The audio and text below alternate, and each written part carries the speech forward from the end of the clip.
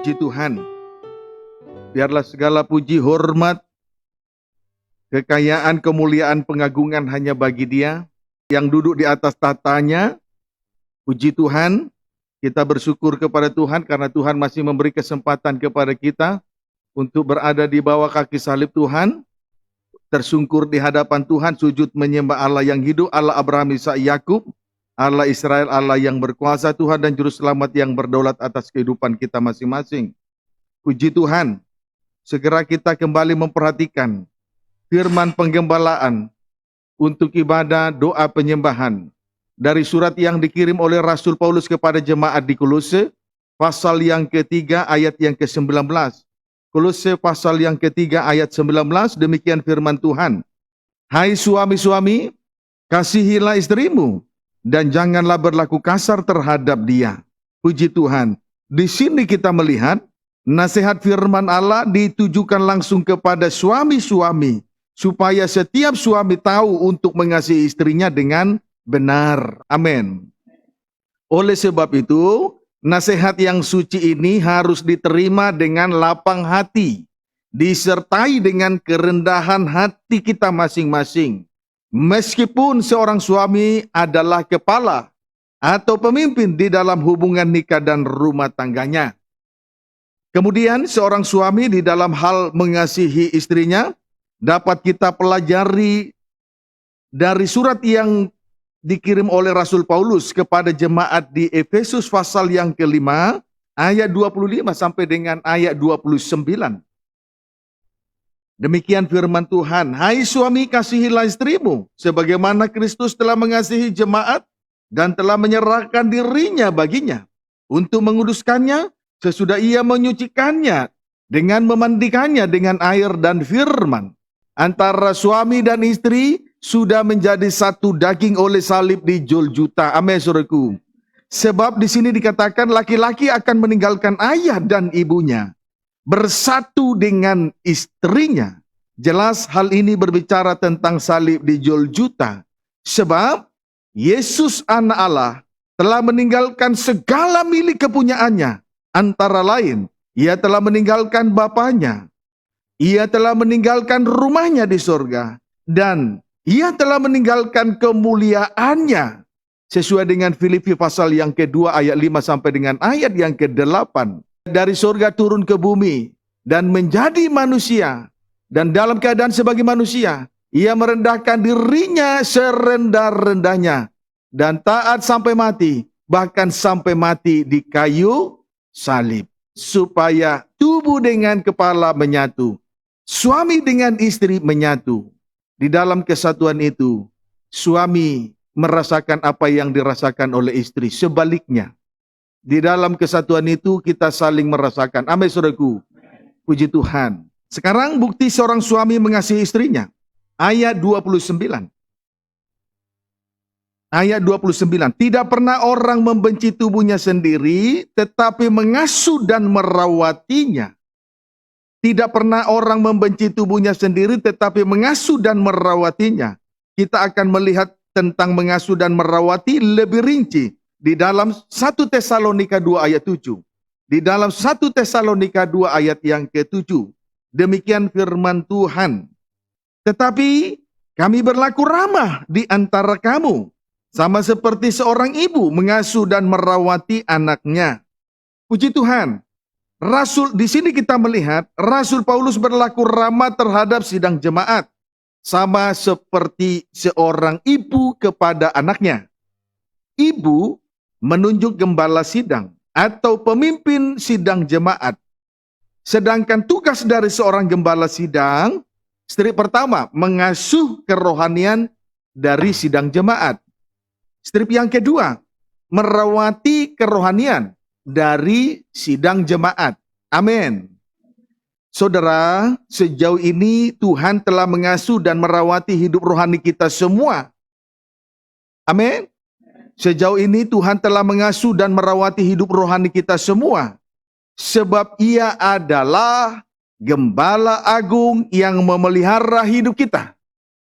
Kemudian Imam Besar Agung yang melayani, berdoa dan memperdamaikan dosa kita. serta kepala gereja sebagai pembela sekaligus penyelamat tubuh. Kepala itu pembela sekaligus penyelamat tubuh. Lanjut ayat 8. Demikianlah kami dalam kasih sayang yang besar akan kamu, bukan saja rela membagi Injil Allah dengan kamu, tetapi juga hidup kami sendiri dengan kamu, karena kamu telah kami kasihi. Puji Tuhan. Oleh karena kasih sayang yang besar, di dalam hal mengasihi sidang jemaat di Tesalonika, Rasul Paulus A. Rela membagi Injil Allah. B. Rela membagi hidupnya sendiri. Puji Tuhan, dengan demikian Rasul Paulus telah menunjukkan suatu tanggung jawab yang besar di hadapan Tuhan atas sidang jemaat di Tesalonika. Oleh sebab itu, sedapat mungkin mari kita belajar untuk menunjukkan suatu tanggung jawab di hadapan Tuhan, sama seperti pribadi Rasul Paulus. Amin, saudaraku. Puji Tuhan. Soal doa dan harapan saya kiranya dua perkara tersebut, yaitu tentang rela membagi Injil Allah dan rela membagi hidupnya sendiri, kiranya kedua perkara tersebut sudah diteguhkan dalam hati kita, amin, dan menjadi berkat yang besar dan heran, sebab firman Allah yang telah disampaikan itu tidak akan kembali dengan sia-sia. Haleluya, puji Tuhan. Tiba saatnya bagi kita untuk memperhatikan inti dari pemberitaan firman Tuhan, di mana seorang suami di dalam hal mengasihi istrinya sama seperti mengasihi dirinya sendiri. Puji Tuhan. Yakni seorang suami harus mengasuh dan merawat tubuhnya sendiri. Amin, saudaraku. Puji Tuhan. Sekarang tentang mengasuh. Puji Tuhan. Tentang mengasuh. Hal ini kita kaitkan langsung di dalam Kisah Rasul pasal yang ke-7. Kisah Rasul 7 ayat 21. Demikian firman Tuhan. Pembacaan ayat 20. Pada waktu itulah Musa lahir dan ia elok di mata Allah. 3 bulan lamanya ia diasuh di rumah ayahnya. Ini tentang kelahiran Musa. Kemudian ayat 21 yang harus kita perhatikan.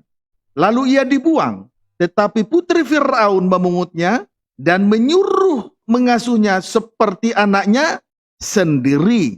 Puji Tuhan, singkatnya, Musa diasuh oleh putri Firaun seperti anaknya sendiri. Amin. Musa diasuh oleh putri Firaun seperti anaknya sendiri. Sampai sejauh ini, Tuhan telah mengasuh kehidupan kita masing-masing. Oleh sebab itu kita patut bersyukur, karena itu merupakan kemurahan hati Tuhan bagi kita semua. Puji Tuhan. Tanda kehidupan yang diasuh. Ayat 22.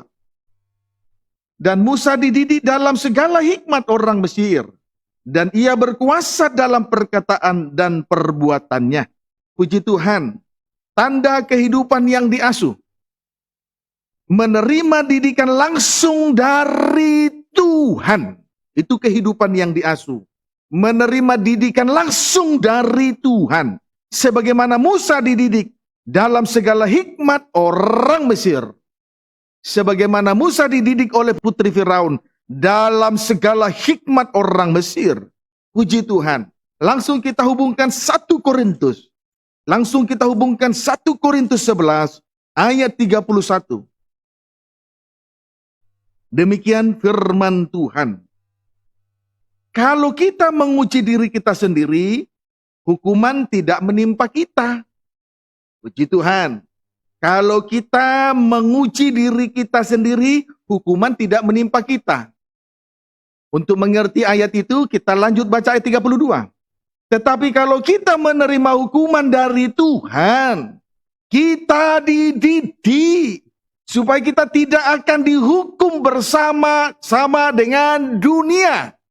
Tidak binasa maksudnya. Puji Tuhan. Saudara, seseorang tidak akan mendapat didikan yang baik, didikan yang benar, didikan yang suci, didikan yang sempurna dengan cara-cara ataupun metode-metode manusiawi. Amin, saudaraku.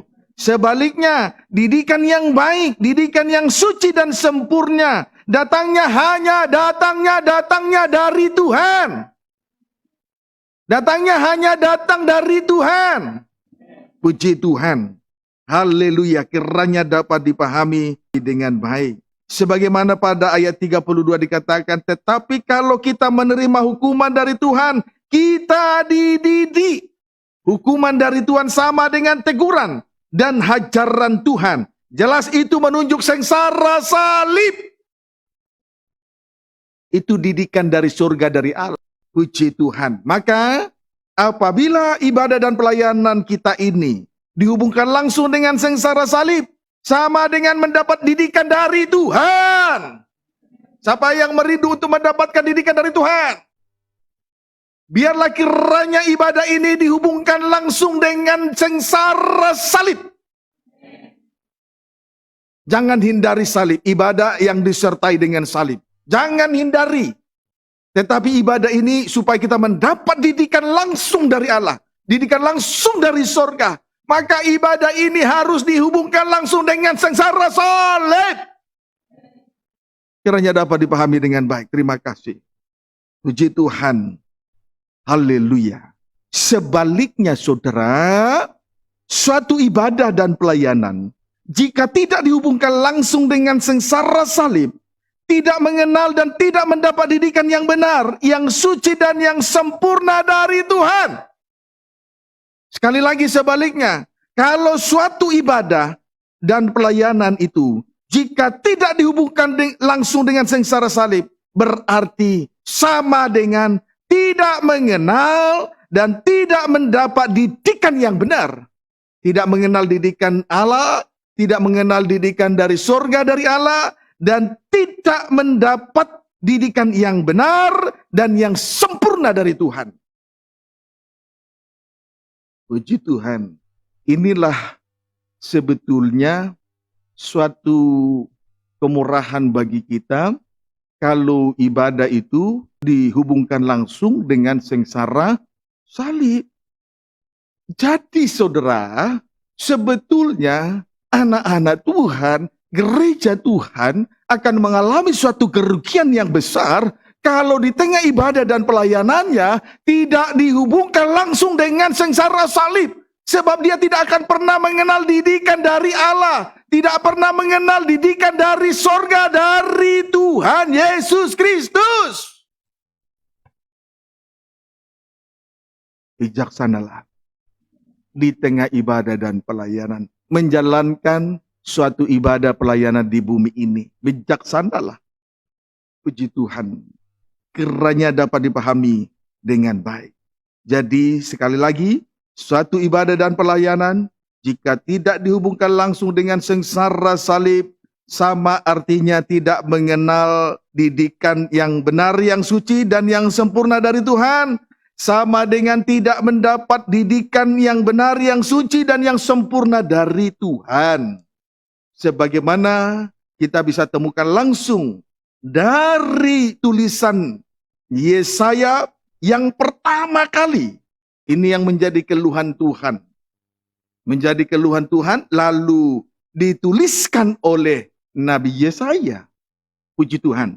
Mari kita melihat Yesaya pasal 1 ayat 2. Yesaya pasal 1 ayat 2, demikian firman Tuhan perikopnya. Pengaduan tentang bangsa yang tidak setia itu.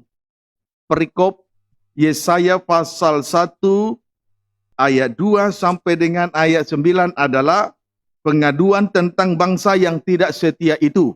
Amin. Itu perikopnya. Tetapi kita hanya membaca ayat 2 semata. Demikian firman Tuhan.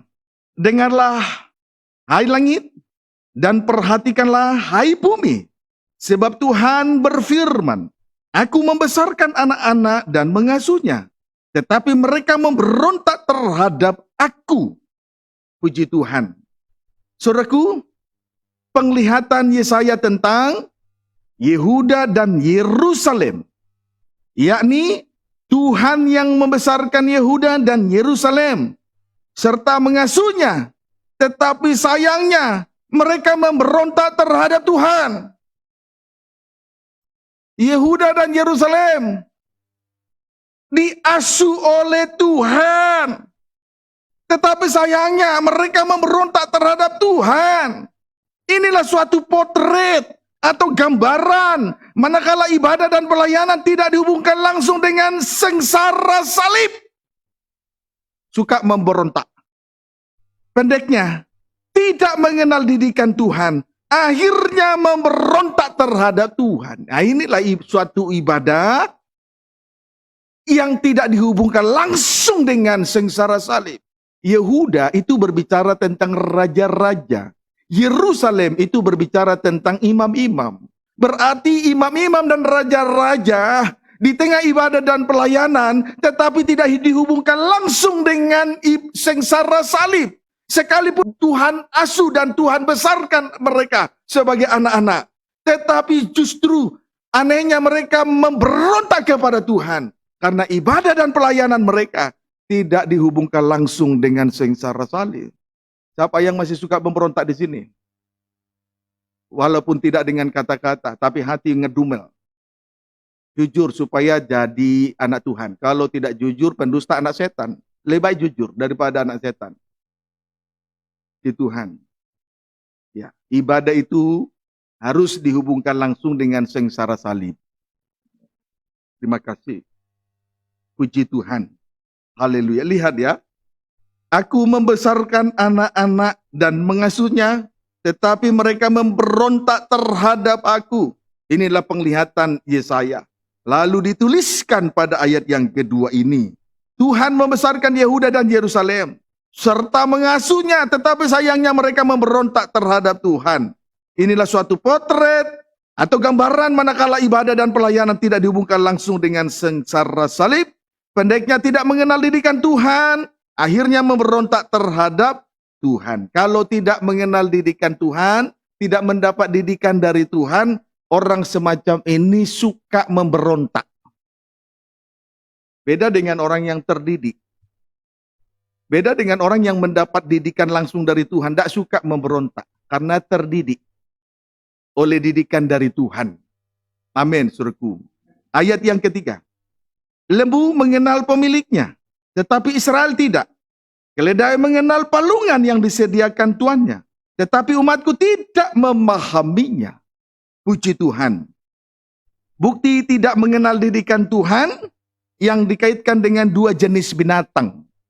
Puji Tuhan, diperhatikan dengan sungguh-sungguh ya, supaya firman yang kita terima menjadi suatu berkat yang besar, penuh dengan kuasa untuk membentuk sampai membawa kehidupan kita di dalam penyembahan sebentar. Bukti tidak mengenal didikan Tuhan yang dikaitkan dengan dua jenis binatang. Satu, lembu mengenal pemiliknya, tetapi Israel tidak. Dua, keledai mengenal palungan yang disediakan tuannya, tetapi umat Tuhan tidak memahaminya. Selanjutnya, kita akan melihat dua jenis binatang tersebut.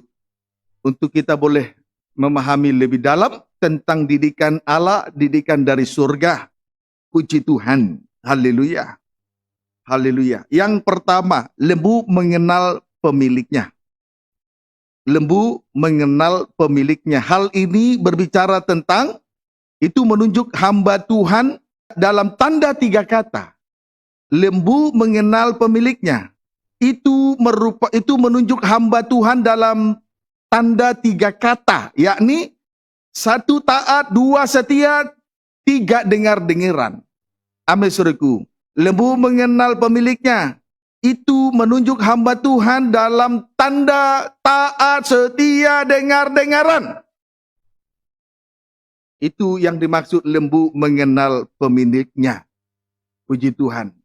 Menunjuk hamba Tuhan dalam tanda taat, setia, dengar-dengaran. Biarlah kiranya kita memiliki roh dengan hamba yang taat, setia, dengar-dengaran.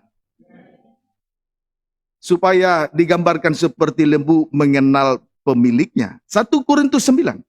Lihat lembu mengenal pemiliknya. Benar-benar mengenal pemiliknya. 1 Korintus 9 ayat 9 sampai dengan ayat 12, demikian firman Tuhan. Sebab dalam hukum Musa ada tertulis, janganlah engkau memberangus mulut lembu yang sedang mengirik. Lembukah yang Allah perhatikan? Atau kitakah yang dimaksudkan? Ya, untuk kitalah hal ini ditulis, yaitu pembajak harus membajak dalam pengharapan, dan pengirik harus mengirik dalam pengharapan untuk memperoleh bagiannya. 11. Jadi jika kami telah menaburkan benih rohani bagi kamu, berlebih-lebihankah kalau kami menuai hasil duniawi daripada kamu? Ayat 12. Kalau orang lain mempunyai hak untuk mengharapkan hal itu daripada kamu, bukankah kami mempunyai hak yang lebih besar? Puji Tuhan.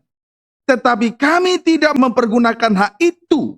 Sebaliknya, kami menanggung segala sesuatu, supaya jangan kami mengadakan rintangan bagi pemberitaan Injil Kristus. Puji Tuhan. Perhatikan kalimat. Janganlah engkau memberangus mulut lembu yang sedang mengirik. Perhatikan kalimat, saya ulangi lagi. Janganlah engkau memberangus mulut lembu yang sedang mengirik. Dalam hal ini, Allah tidak sedang memperhatikan lembu, melainkan memperhatikan seorang hamba Tuhan dalam tanda 3 kata, yakni taat, setia, dengar-dengaran. Dapat dipahami saudaraku? Seperti Rasul Paulus di tengah-tengah pelayanannya di hadapan Tuhan. Seperti Rasul Paulus di tengah-tengah ibadah dan pelayanannya di hadapan Tuhan. Dia seorang hamba Tuhan yang taat, setia, dengar-dengaran kepada Tuannya. Tuhan Yesus Kristus adalah Tuhan dari semua hamba-hamba Tuhan. Bagaikan lembu mengenal pemiliknya. Sebab di dalam pelayanannya, dia seorang hamba yang taat, setia, dengar-dengaran. Puji Tuhan. Amin. Haleluya. Selanjutnya, saudaraku, seperti Rasul Paulus, di tengah-tengah pelayanannya di hadapan Tuhan, adapun pelayanan dari Rasul Paulus, yakni memberitakan Injil Allah disertai dengan pengorbanan yang besar. Disertai dengan pengorbanan yang besar.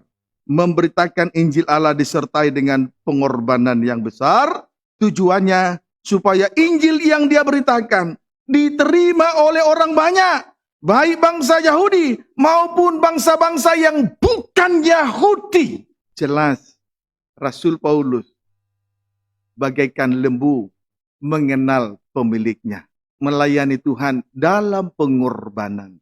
Buktinya, dialah hamba Tuhan yang taat, setia, dengar-dengaran. Buktinya apa? Melayani Tuhan, terkhusus di dalam pemberitaan Injil, disertai dengan pengorbanan. Justru dengan pengorbanan itulah ia diterima di dalam hal memberitakan Injil. Inilah lembu yang mengenal pemiliknya, mengenal Tuannya. Amin, saudaraku. Puji Tuhan.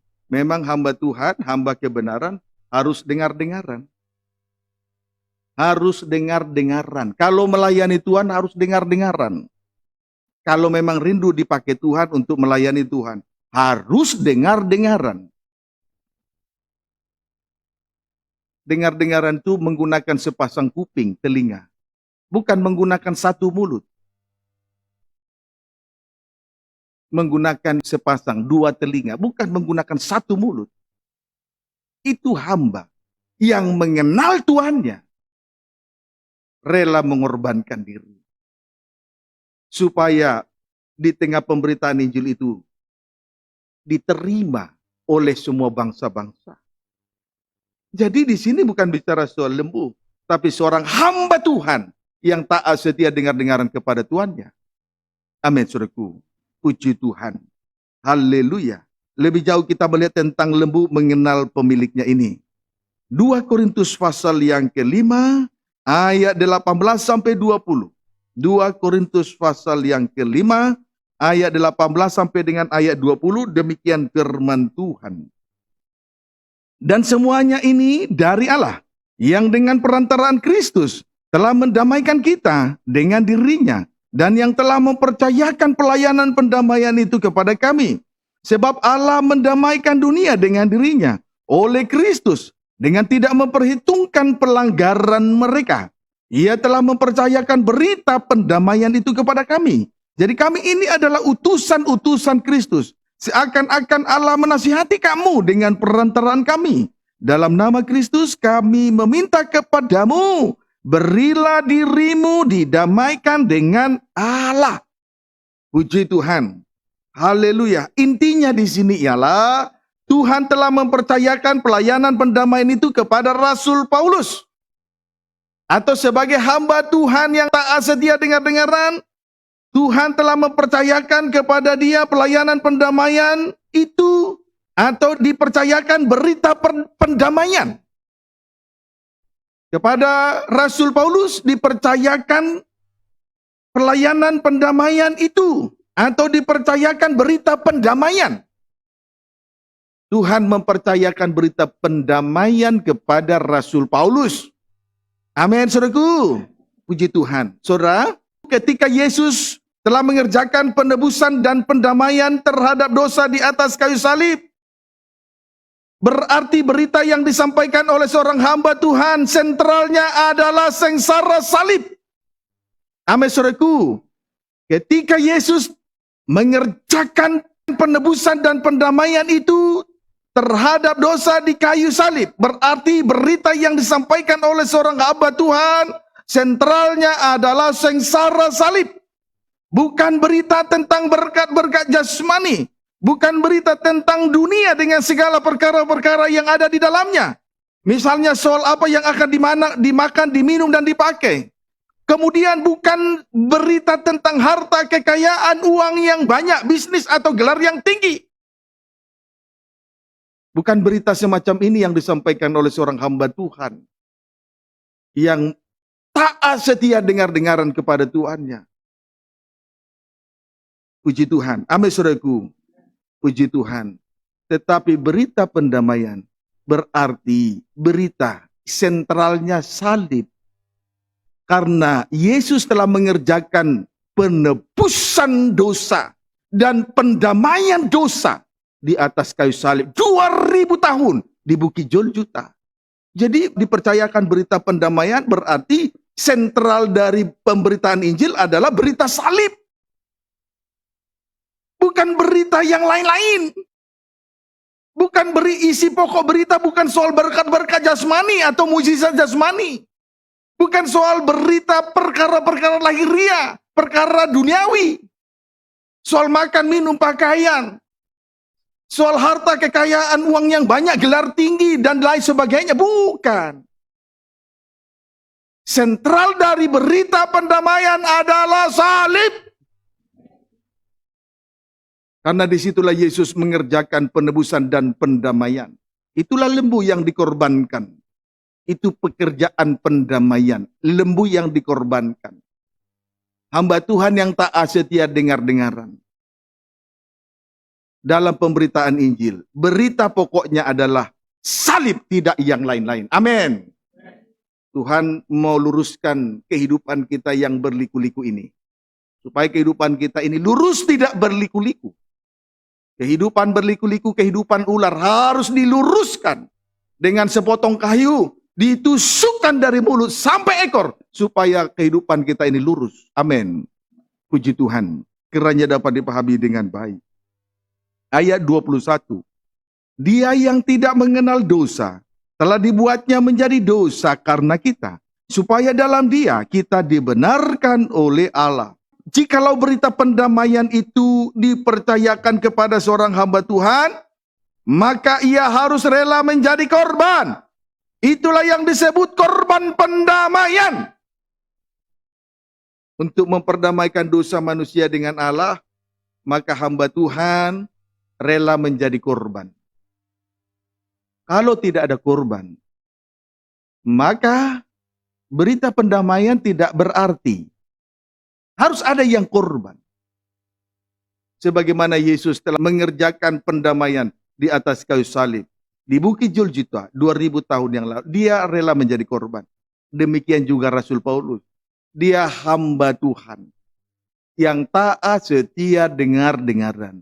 Kepadanya dipercayakan berita pendamaian. Jadi di dalam hal pelayanan berita pendamaian itu dia rela menjadi korban. Tidak mungkin manusia berdamai dengan Allah kalau tidak ada dikorbankan.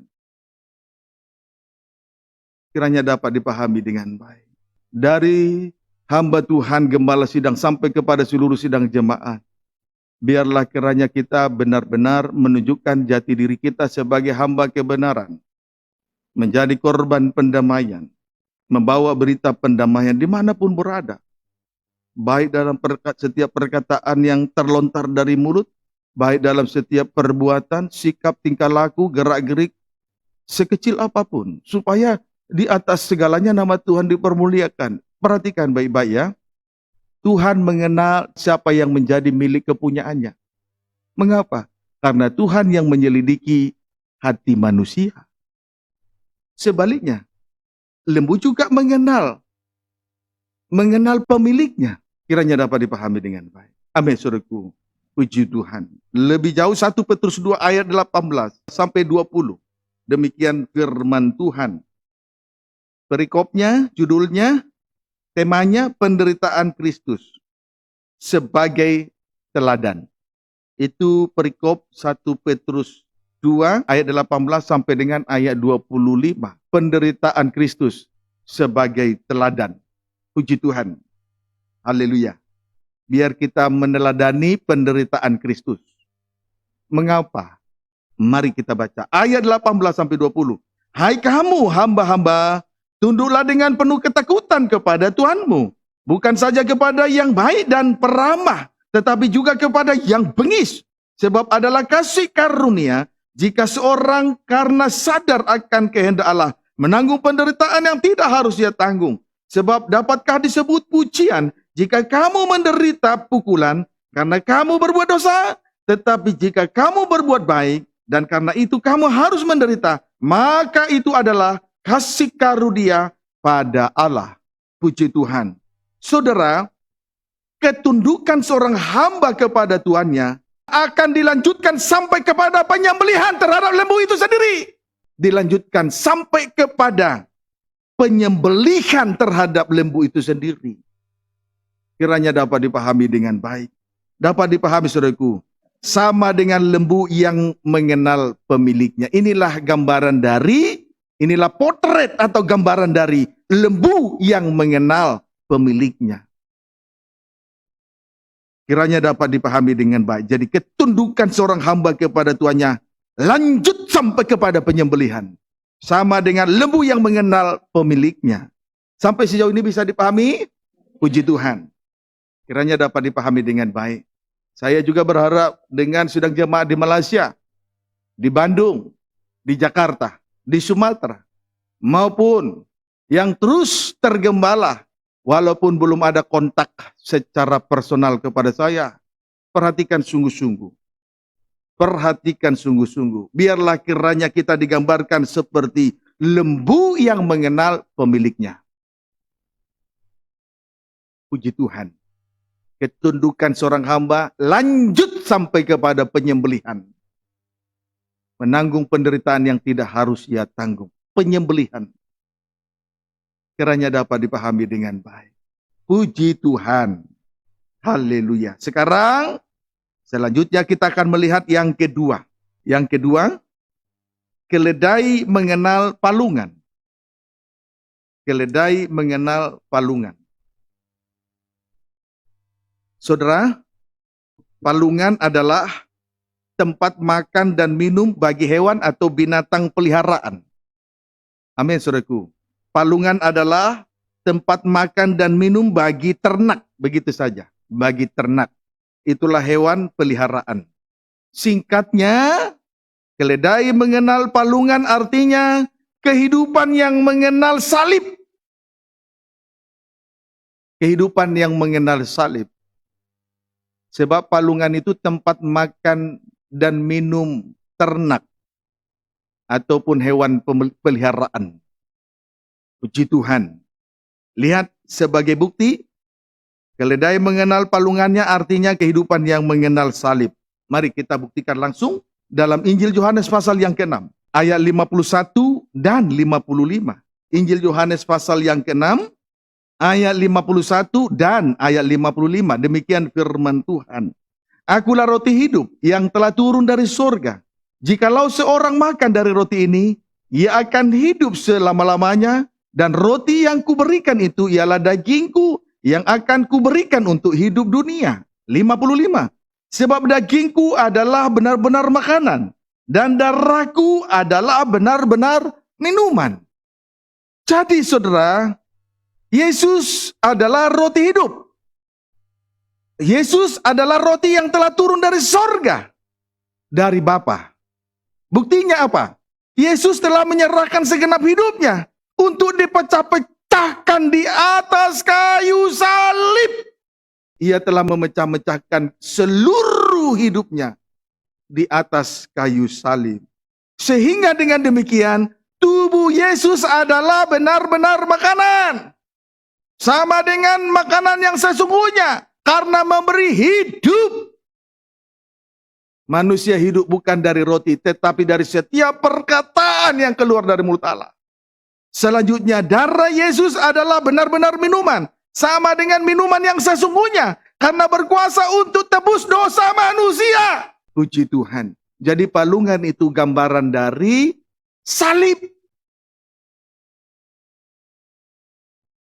Jadi palungan inilah tempat makanan minuman dari hewan atau ternak peliharaan. Yesus roti hidup.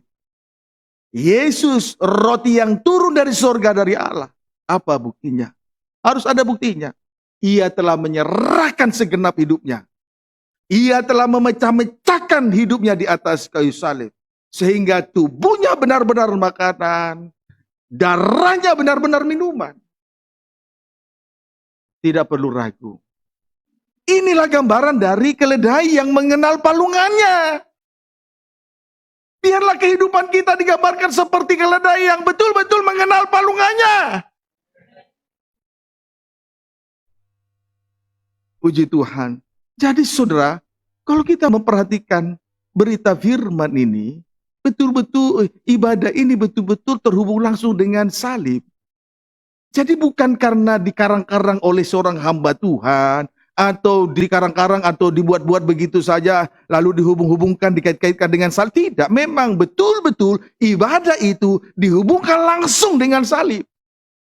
Baik dari sisi apa saja, selalu terkait dengan salib.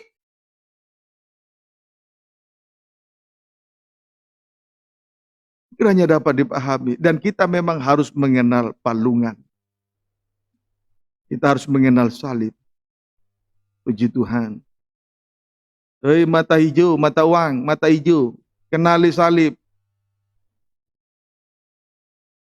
Puji Tuhan. Jangan turuti keinginan di mata. Tapi pandang salib. Kenali salib. Puji Tuhan. Kiranya dapat dipahami dengan baik. Yohanes 3 ayat 14. Injil Yohanes 3 ayat 14. Demikian firman Tuhan.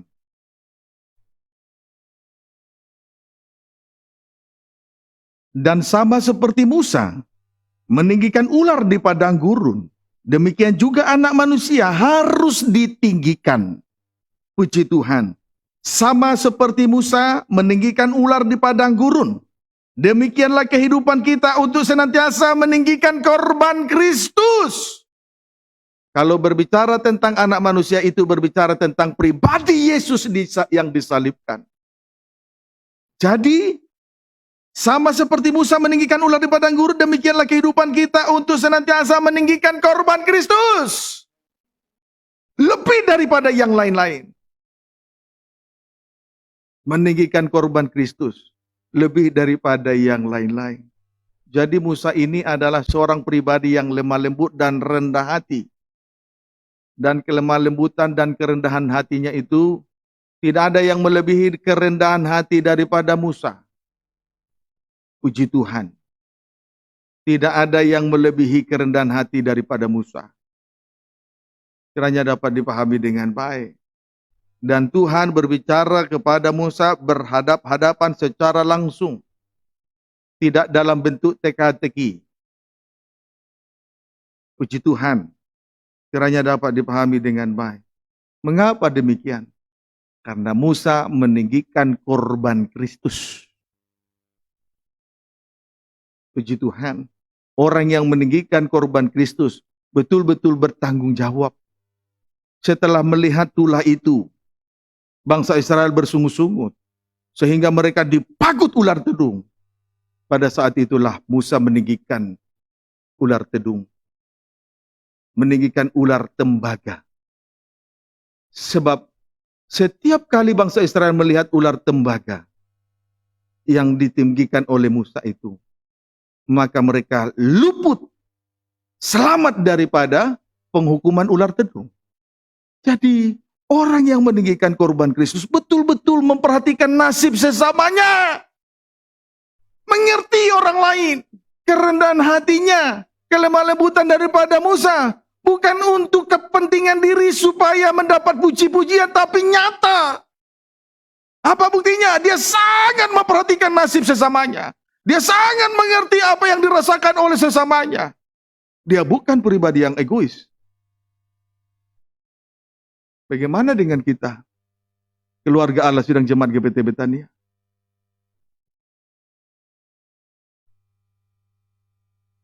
Dapat dipahami saudaraku. Puji Tuhan. Yohanes 8 ayat 28. Injil Yohanes 8 ayat 28. Saya awali dari ayat 27. Mereka tidak mengerti bahwa ia berbicara kepada mereka tentang Bapa. Ayat 28. Maka kata Yesus, apabila kamu telah meninggikan anak manusia, barulah kamu tahu bahwa akulah dia. Dan bahwa aku tidak berbuat apa-apa dari diriku sendiri. Tetapi aku berbicara tentang hal-hal sebagaimana diajarkan Bapa kepadaku. Puji Tuhan. Apabila kita meninggikan korban Kristus di bumi ini, maka kita akan mengenal Allah sama dengan mengenal palungannya. Kiranya dapat dipahami dengan baik.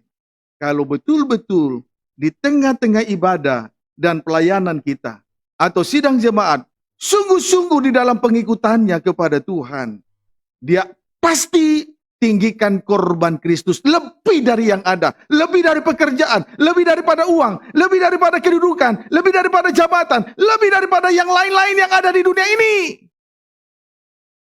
Dan kalau anak manusia, korban Kristus ditinggikan dalam hidupnya, dia mengenal Allah Bapa. Tiada mungkin kita mengenal Allah kalau kita tidak tinggikan korban. Mustahil manusia mengenal Allah kalau dia tidak tinggikan korban Kristus. Inilah yang disebut keledai yang mengenal palungannya. Memang keledai itu bodoh, liar. Tetapi kalau kita tinggikan korban, pasti kita mengenal Allah. Tidak mungkin tidak. Kita ini bangsa kafir, gambaran daripada keledai. Tapi kalau kita terus arahkan pandangan hanya kepada perkara meninggikan korban Kristus, melebihi dari yang lain, pasti kita mengenal Allah. Mengapa kita tidak sayang kepada Allah dan mengasihi Allah? Jelas pepatah dunia, karena tak kenal tak sayang. Karena kenal maka sayang. Tapi anehnya, banyak orang Kristen tidak berusaha untuk mengenal Allah. Sehingga kehidupannya begitu seterusnya. Dari hari ke hari, minggu ke minggu, bulan ke bulan, tahun ke tahun, tahun ganti tahun. Tidak, begitu saja. Memang ada di tengah ibadah dan pelayanan. Tapi tidak mengenal palungannya. Tidak mengenal Allah. Nah ini loh ya, perhatikan sungguh-sungguh. Perhatikan sungguh-sungguh. Jangan kita datang di tengah ibadah hanya cari berkat. Supaya dapat pekerjaan. Pekerjaan dari Tuhan Yesus. Dari Tuhan kembali lagi ke Tuhan. Kita ini ciptaan Tuhan. Berarti apa maksudnya ciptaan Tuhan? Milik Tuhan. Apa buktinya milik Tuhan? Segala yang kita punya adalah milik Tuhan. Tapi banyak orang Kristen tidak mau mengasihi Tuhan. Seolah-olah hidupnya dipelihara oleh uang, harta, kekayaan, dan yang ada di bumi ini. Sudah jadi keliru. Kiranya dapat dipahami dengan baik. Amin, saudaraku. Puji Tuhan. Haleluya. Yohanes 12 ayat 32. Demikian firman Tuhan. Dan aku, apabila aku ditinggikan dari bumi, aku akan menarik semua orang datang kepadaku. Kalau kita tinggikan korban Kristus, maka Tuhan akan menarik kita sampai kepada kekekalan. Sampai kepada penyembahan. Sampai kepada penyerahan diri. Puji Tuhan. Kiranya dapat dipahami dengan baik. Mari kita lanjutkan. Kita kembali membaca Yesaya 1 tadi, ayat yang ketiga. Yesaya 1 ayat yang ketiga. Lembu mengenal pemiliknya, tetapi Israel tidak. Keledai mengenal palungan yang disediakan tuannya, tetapi umatku tidak memahaminya. Puji Tuhan. Perhatikan baik-baik. Lembu mengenal pemiliknya. Gambaran dari seorang hamba Tuhan yang taat, setia, dengar-dengaran. Rela mengorbankan dirinya di tengah pelayanannya di hadapan Tuhan. Bahkan menjadi korban pendamaian. Ketundukan seorang hamba Tuhan dilanjutkan sampai kepada penyembelihan untuk memperdamaikan dosa manusia. Kemudian, keledai mengenal palungan, tetapi anehnya Israel tidak. Israel tidak. Penglihatan Yesaya tentang Yerusalem dan Yehuda. Yerusalem itu berbicara soal imam. Yehuda itu berbicara tentang raja-raja. Bayangkan bagaimana mungkin imamat raja ini tidak mengenal salib. Bukankah dalam 1 Petrus 2 ayat 9 dipanggil untuk memberitakan perbuatan-perbuatan yang besar dari Allah. Dipanggil untuk memberitakan karya Allah yang terbesar. Dipanggil untuk memberitakan salib di mana-mana. Tetapi di sini kita melihat Israel tidak mengenal salib.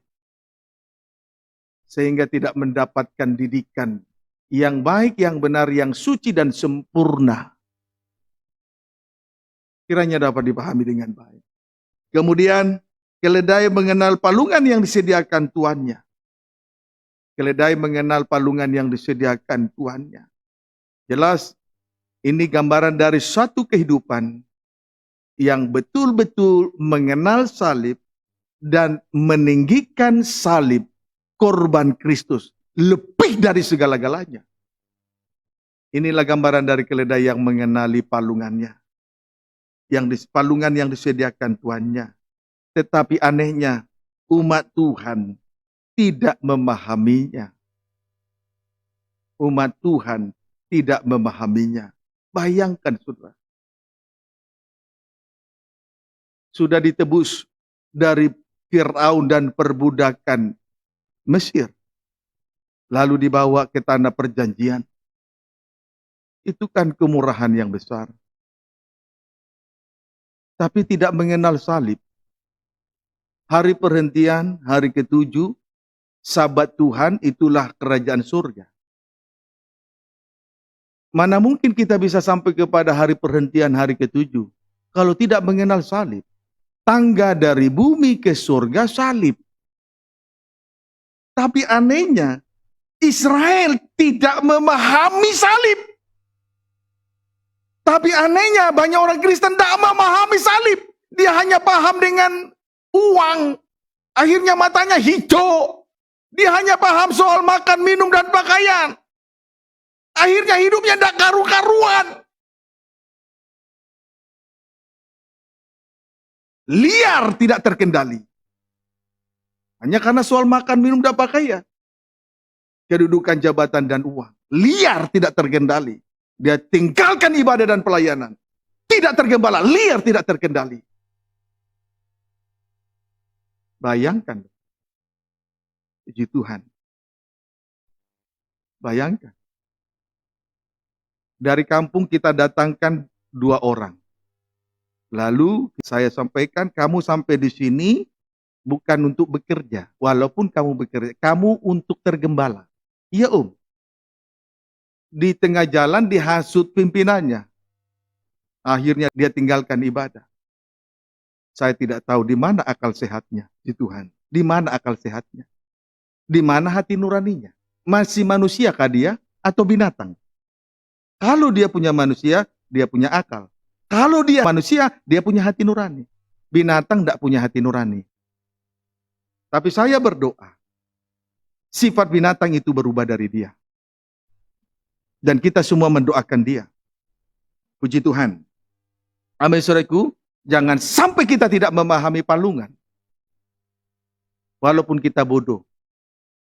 Kalau mau menerima didikan salib, kita mengenal sengsara salib. Puji Tuhan. Ayat 4, celakalah bangsa yang berdosa, kaum yang sara dengan kesalahan, keturunan yang jahat-jahat, anak-anak yang berlaku buruk, mereka meninggalkan Tuhan, menista yang maha kudus Allah Israel, dan berpaling membelakangi dia. Bangsa Israel sara dengan kesalahan dan akhirnya strip pertama meninggalkan Tuhan, strip yang kedua menista yang maha kudus, strip yang ketiga berpaling membelakangi Tuhan. Ini loh akibatnya kalau tidak mau mengenal Allah dan tidak mau memahami salib. Akibatnya dosanya begitu banyak, dan oleh karena dosa itu, 1, meninggalkan Tuhan, 2, menista yang maha kudus, 3, berpaling membelakangi Tuhan.